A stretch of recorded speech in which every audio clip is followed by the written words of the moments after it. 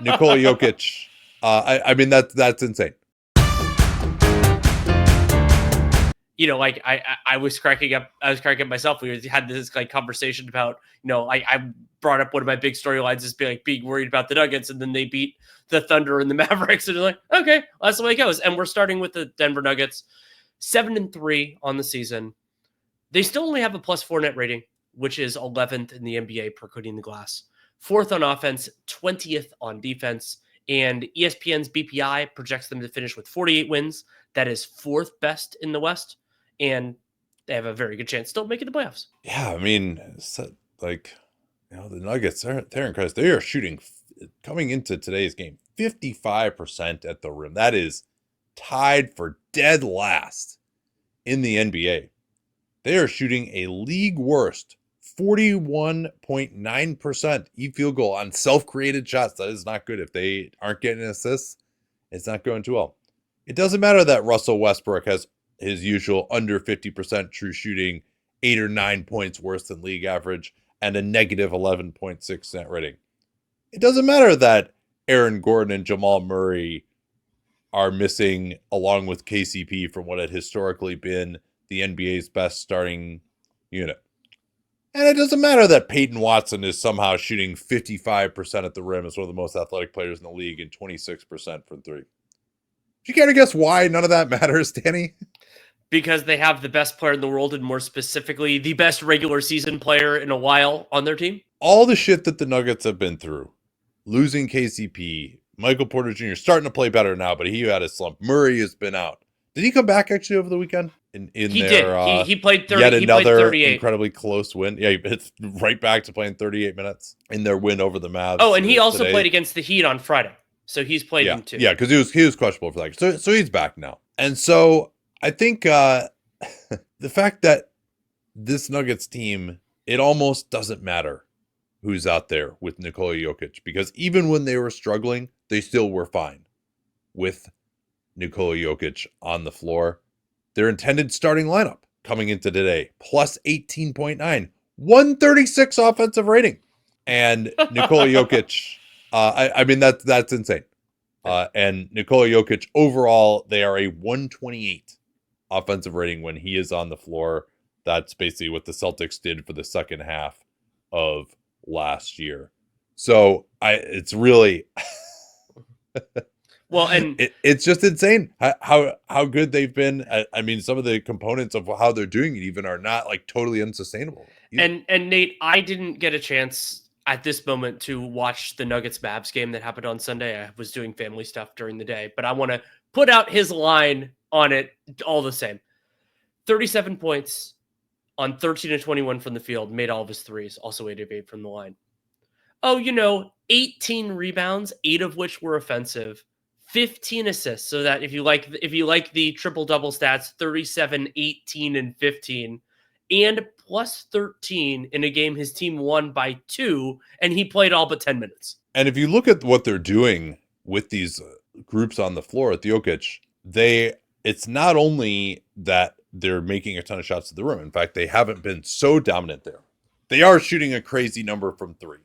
44% from three with him on the court, although he has been helping with that, unlike sometimes in the past. They also are taking only 31% of their shots from three with him on the floor. That is 6th percentile. They have lowest three-point volume basically again with him on the floor, but 35% offensive rebounds, which of course he really contributes to.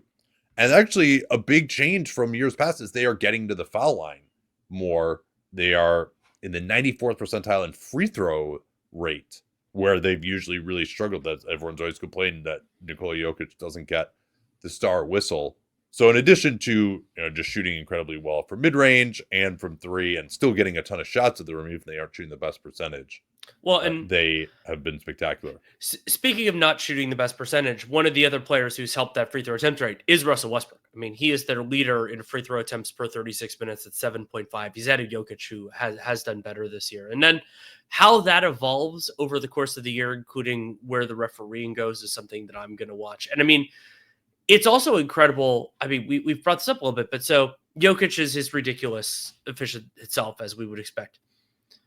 In terms of usage of guys who actually play for them, I want to run through a few of the true shootings. So next up in usage is Westbrook.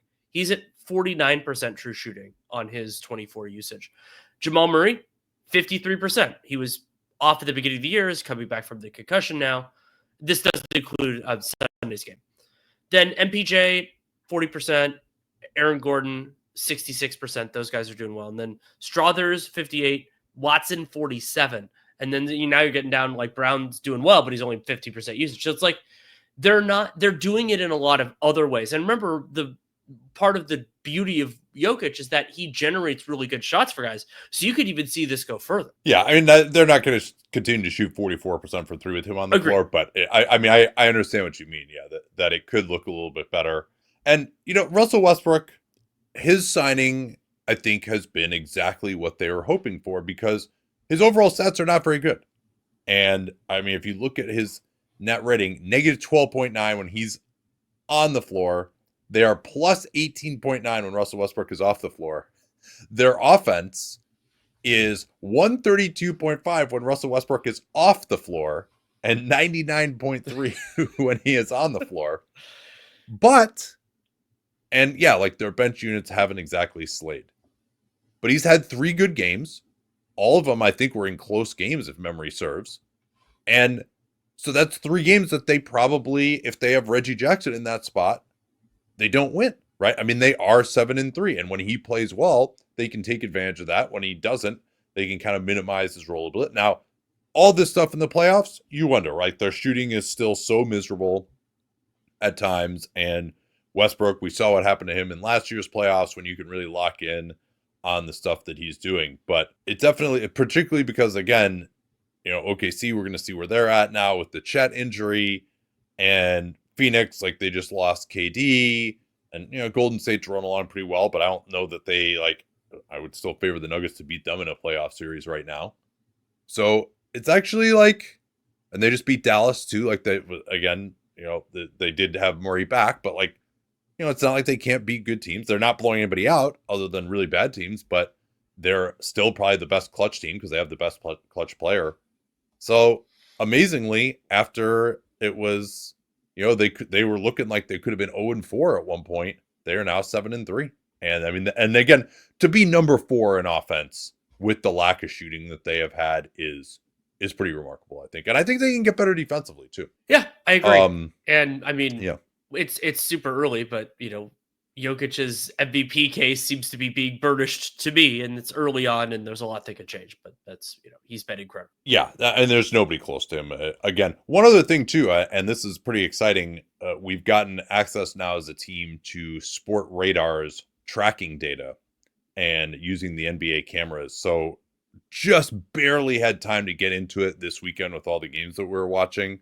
But we're going to try to give you a ton of these really never before seen type of statistical nuggets. So one of the things that I just happened to look at, and yes, it does get this granular, is you can look at how teams do using double screen sets. So I kind of just went down that rabbit hole. There's another team that's actually really interesting, but the Nuggets basically never use any kind of a double screen set because they want Jokic to just set the screen. And why bring another defender into the action who could trap or mess things up? Well, and who would be like the Buddy Hield in the Spain? Right. Yeah. Either that or, I'm not sure if that includes Spain's. It could just be more like a double drag. But yeah, KCP, they ran that all the time in the playoffs last year because he was being guarded by D'Angelo Russell, and they wanted Russell involved in the action. They got good stuff out of it. But KCP could pop for a 3-pointer. They don't really have anyone who's going to do that at this point in time. So that was just kind of interesting. We'll get to another team that uses these sets all the time to varying effect.